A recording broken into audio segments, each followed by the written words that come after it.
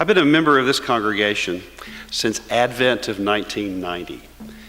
However, my connection to this place and this congregation did not begin then. I've been worshiping in this place since the early 80s. My introduction to this congregation was on a Christmas Eve, singing in the choir at the invitation of Ray Kicklighter.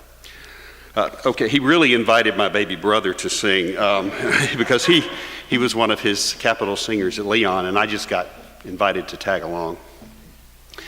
Barbara Says taught me social work with children at Florida State and introduced me to what has become my life's work. Pat Vance, as acting dean of the School of Social Work, challenged me, quite often actually, to integrate faith and work with integrity. So you see, I was shaped and formed by you before I joined with you. Will Fixel, who Don Winstead and I taught when he was a middle school lad, asked me to speak with you about stewardship and raising a family in this place with you, worshiping, serving God, learning and living faith with you.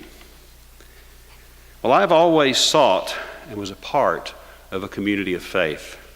I was introduced to faith and community by some folks across town, and like you, they lived and loved their faith.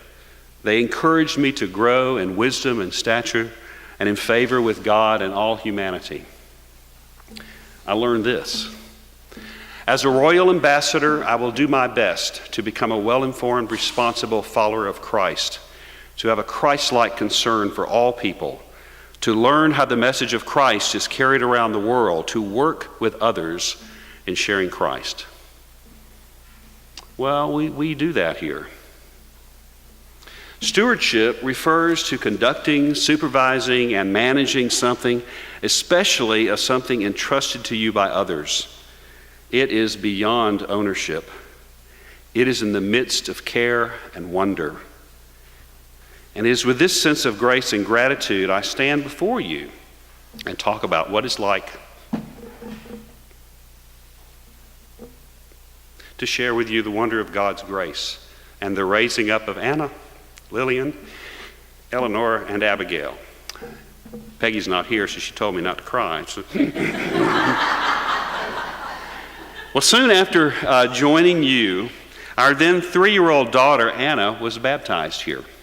She had been welcomed and dedicated in another community of faith, but she was not baptized.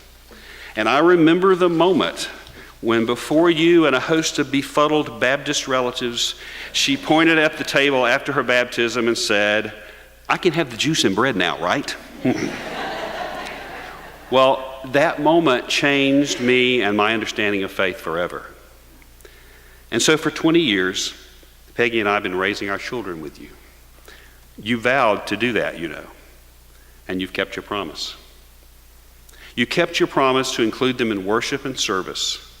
You kept your promise to provide a consistent and inclusive place to learn about Christ. You kept your promise to allow them to question and struggle with faith so that they could make the faith their own. You have created, maintained, and nurtured a place where they have no fear to be themselves and know that they will always be welcomed and accepted. In the midst of this world, you have provided the countercultural message that they are valued and valuable, no matter what. You have provided models of generous, inclusive living and taught them that justice must always be accomplished and accompanied by mercy. Thank you. Thank you for shaping and forming our family within this family to be well-informed, responsible followers of Christ, teaching us to have a Christ-like concern for all people and affording us the means to share the good news of grace, gratitude, and stewardship.